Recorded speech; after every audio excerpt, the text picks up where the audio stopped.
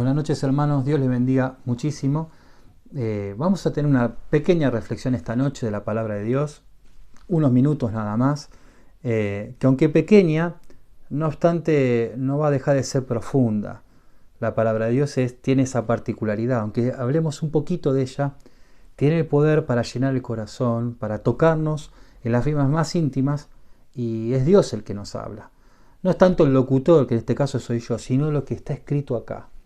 Y hace un tiempo atrás, unos años atrás, en el Club Bíblico, en los momentos que nos encontrábamos con los hermanos de Quintana y hacíamos el Club Bíblico juntos, se nos ocurrió ese año hacer en conjunto, no dividirnos en clases y llamar ese momento una palabra. Los que estuvieron en el Club Bíblico en ese tiempo se acordarán. Y hacíamos así las canciones, una actuación, una puesta en escena, un dibujo, y aún el texto bíblico iba a estar alrededor de la enseñanza de una sola palabra. De manera que chicos de 13 a 12 años, en esa gama de diferentes edades, todos iban a entender y comprender y ser enseñados acerca de esa palabra. Coincidió que hablamos del fruto del Espíritu y cada vez que nos juntábamos era uno de los frutos. En esta noche tenía ganas de hacer algo parecido, que todos podamos meditar acerca de una sola palabra. Y Dios estuvo hablando a mi corazón en lo personal, y si bien es en lo personal, quería compartírselo a ustedes porque tal vez a ustedes también les haga bien. El Señor me estaba hablando acerca de una sola palabra. Esta palabra es conocer, o mejor dicho, conocerlo. Conocerlo a Dios. Conocer a Cristo y específicamente conocer su corazón, conocer su carácter, su amor, su misericordia, qué cosas le enojan, qué cosas le hace bien, qué le gustaría ver Él en mí, qué cosas quiere Él que yo dedique tiempo, conocer su corazón, qué piensa Dios. Y pensando en esto que Dios me hacía reflexionar, me acordé de un texto, se los voy a leer, un texto que está en el capítulo 9 de Jeremías, un texto conocido. Dice así el capítulo 9, versículo 23.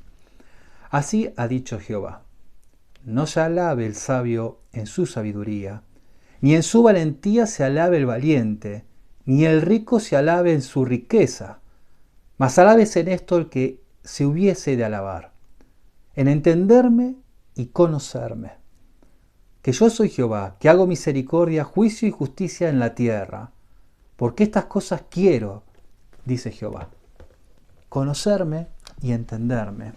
Hay un pasaje ahí en Daniel capítulo 11, también es un texto muy conocido, que dice que el pueblo que conoce a Jehová, ¿se acuerdan? Se esforzará y actuará. Cuando solemos tener miedo, el miedo produce lo contrario. El miedo, en vez de ayudarnos a actuar, nos detiene, nos deja espasmados. No podemos actuar porque nos agarra el miedo y no nos podemos esforzar. Pero dice la Escritura, lo que recién leíamos, que el pueblo que conoce a Jehová podrá actuar y se podrá esforzar. Va a poder vencer ese miedo ante una circunstancia difícil. Y cuando hablamos de conocimiento, lo que trae el conocimiento es certeza o certezas. Cuando uno conoce bien algo, empieza a tener certeza sobre ese objeto o esa persona a la cual uno conoce. De manera tal que si alguien viene y te pregunta, che, ¿vos qué sabes de esto? ¿Cómo es? ¿Cómo funciona? Uno podría decir, bueno, mira, esto funciona de esta manera, esto funciona así, asá. O si alguien te pregunta acerca de una persona que vos conoces mucho, che, ¿cómo es fulano? Y fulano es así, fulano es asá. Tenemos un poco posibilidad de dar a conocer cómo es la persona o cómo es el objeto.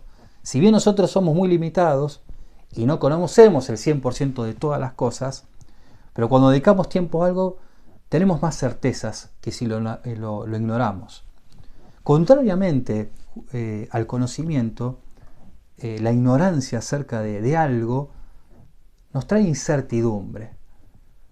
Nos trae a nosotros una sensación de que si viene algo que no sabemos, nos va a generar incertidumbre y eso genera en nosotros no saber lo que está pasando. Viene la incertidumbre y no sabemos lo que está pasando, porque desconocemos. Y a la vez no sabemos qué hacer. Y es tremendo esto, porque viene algo que desconocemos y alguien te dice, ¿qué hacemos? No sé, porque no sé lo que está pasando. No sé si eso es bueno, si eso es malo. Si eso es bueno, bueno, la verdad es que zafamos, pero si llega a ser malo, no sé qué hacer. Esa situación genera un sentimiento que es el miedo, que es el temor. Y la incertidumbre, al final, genera en nosotros temor. Cuando yo era chico y íbamos con mi familia a la casa de mi abuela vivía en Lanús, nosotros íbamos de Villa Urquiza a Lanús. Y en colectivo, tomamos 2 colectivos, y más o menos, si la cosa iba bien, si no teníamos ningún tipo de retraso, el tiempo mínimo era de 2 horas.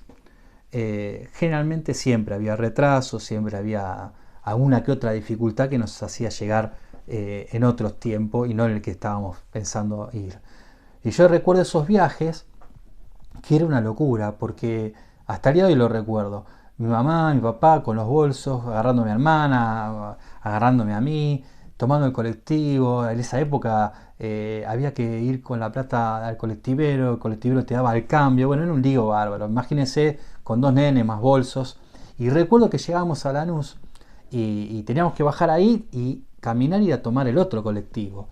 Y bueno, como estrategia, mi papá y mi mamá tenían que compraban ahí las facturas y la torta. Y ahí íbamos, aparte de todos los bártulos, más la factura, más la torta, corriendo, cruzando la avenida, cruzando la plaza. Teníamos que pasar por el túnel abajo de las vías, llegar al otro colectivo y llegar y que ese colectivo no se fuera.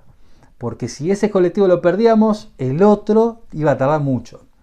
Y los nervios, y las corridas, y la cantidad de gente que había ese sábado en Lanús, era un frenesí. Y mi papá estaban enloquecidos. Pero a mí me pasaba algo. Yo recuerdo que me encantaba ir, lo disfrutaba mucho. Y me encantaba ir de mi abuela. Y ese viaje, aunque sea una locura, yo estaba bien. Yo lo disfrutaba, yo estaba tranquilo. No tenía miedo. No tenía ningún tipo de temor. Mi papá con un montón de miedo. Que perder, si se perdía un bolso, si se le caía la torta. Inclusive miedo a que le roben. Pero a pesar de que mi papá estaba lleno de ese temor, yo estaba tranquilo. Y me acuerdo que cuanto más gente, más me agarraban de las manos y por miedo que me perdieran. Pero yo creo que la causa de por qué yo estaba contento, porque yo disfrutaba de ese viaje, una locura ese viaje, es porque yo sabía que mis papás me iban a cuidar. Que a pesar de la cantidad de gente, la cantidad de autos corriendo, mi papá no se iba a olvidar de mí en la plaza. Por ahí perdía un bolso, por ahí perdía la factura, pero no iba a perder a su hijo. Yo tenía muy en claro eso, por eso disfrutaba el viaje. Un viaje tranquilo, en paz. Amaba ir de mi abuela. No, mis padres eran un tema, pero a mí me pasaba eso. Y yo creo que era estar la tranquilidad de conocer que el que te agarra de la mano y que te lleva y te trae, te ama. Esa tranquilidad me la daba mi papá. Pero es por conocerlo. No sé si alguien que uno no conoce, uno tuviera esa tranquilidad. Si hubiera incertidumbre, no hay paz. Hay bastante miedo en la incertidumbre, pero en las certezas uno está tranquilo. Hay una escena en la palabra de Dios que los cristianos nos detenemos mucho en meditar, que es la escena de la mujer samaritana. La mujer samaritana va al pozo a buscar agua y está el Señor. Y el Señor le pide a ella que, si por favor le da un poco de agua. Y ella reacciona de la peor manera. Y prácticamente lo que le está diciendo el Señor es que ni siquiera le tendría que estar dirigiendo la palabra. Le dice, vos me pedís a mí agua, ¿no te das cuenta que vos sos judío, yo soy samaritana, nos odiamos de hace miles de años, no te tendría que estar ni hablando? Y reacciona mal contra el Señor. Pero el Señor tiene una actitud hermosa y le dice, si supieras, si conocieras el don de Dios y quien te dice dame de beber, vos me pedirías agua a mí. Lo que le está diciendo el Señor es que si vos conocieras quién soy yo, tu actitud cambiaría. No estarías haciendo esto, no me estarías contestando mal. Igual el Señor le entendía el contexto y entendía que ella no lo conocía, pero él la hace reflexionar. Si vos conocieras quién te está pidiendo agua, vos me pedirías agua a mí. Bueno, la escena es hermosa porque después ella cree en Cristo y es más, va a la ciudad y les dice que había encontrado al Mesías. Hay otro pasaje en la Escritura, en Juan capítulo 14, que sucede algo muy similar. El Señor ya está a punto de ir a la cruz y empieza ese periodo donde el Señor les empieza a anunciar con más certeza y hace hincapié de que Él iba a ir a la cruz. Y en ese capítulo 14 el Señor comienza de una manera hermosa, ¿no? Él dice, no se turbe vuestro corazón. Cómo el Señor empieza a hablar de los miedos. Y cómo Él habla del temor y en qué contexto habla del temor. Y Él dice, no se turbe vuestro corazón. ¿Crees en Dios? Creen en Dios, crean también en mí. Y Él le dice algo totalmente tranquilizante. En la casa de mi Padre muchas moradas hay. Voy pues yo a preparar una, porque donde yo voy a estar, yo quiero que ustedes también estén. El Señor se iba a ir y ellos se iban a quedar. Pero Él le dice, va a ser por un tiempo, porque en poco tiempo ellos iban a estar con Él. Y Él iba a preparar casa para ellos. Y en ese contexto, Felipe le dice algo tremendo. Felipe como que le dice, bueno, bien, está bien, pero ¿sabes qué? Mostranos al Padre y eso nos basta, ¿no? Como diciéndole, ahí vamos a estar tranquilos, mostrarnos a Dios y ahí vamos a estar tranquilos. Y qué golpe para el Señor, ¿no? Qué golpe, qué frustración, porque Él le dice a Felipe esta frase, hace tanto que estoy con vosotros y no me conocés. Hace tanto que estoy con vosotros y no me conocés. ¿No sabés, Felipe, que el Padre y yo somos uno? Y debe haber una mezcla de melancolía en la frase del Señor, de frustración por ahí, porque muchas veces les habló de la falta de fe y con enojo. ¿Cuántas veces el Señor dijo, hombres de poca fe, ¿hasta cuándo voy a estar con vosotros? Y enojado. Pero en este caso no pareciese que hubiese un enojo en él, sino con mucha ternura, tal vez con mucha amabilidad le dice, Felipe, ¿cómo puede ser? Hace tanto tiempo que estoy con vos y todavía no me conoces. Antes de estar con amistad con mi cuñado Pablo, yo era amigo de él antes de ser cuñados desde la adolescencia y compartimos con mi cuñado muchas cosas. Por la gracia de Dios nos permitió ser amigos y después con el tiempo fuimos familia. Yo me casé con la hermana de su esposa, pero antes de ser familia éramos amigos, fuimos amigos y esa amistad se coronó de manera hermosa siendo parientes y vivimos muchas cosas. Y en muchas cosas él me dio muchas manos, me ayudó muchísimo y se forjó una amistad muy fuerte entre nosotros. Y, y mucha confianza, muchísima confianza. De manera que si mi cuñado en este momento viniera en medio de esta grabación y me dice, Twitty, necesito la llave de la camioneta, dámela. Yo agarraría el manojo de llaves y se la doy. Y sigo con esta grabación, no paro la grabación, se la doy y sigo. Y alguno de ustedes me dirá, bueno, pará, Twitty, por lo menos preguntale qué va a hacer con la camioneta, no se la des así nomás. Pero la verdad es que es tanta la confianza que le tengo que no necesita él darme ningún tipo de explicaciones. Tomá la camioneta, yo sé quién es él. Y si la necesita, tomá. Y yo sé que él no la va a robar, no la va a romper a propósito. Nada, él la va a cuidar como si fuera de él, porque lo conozco.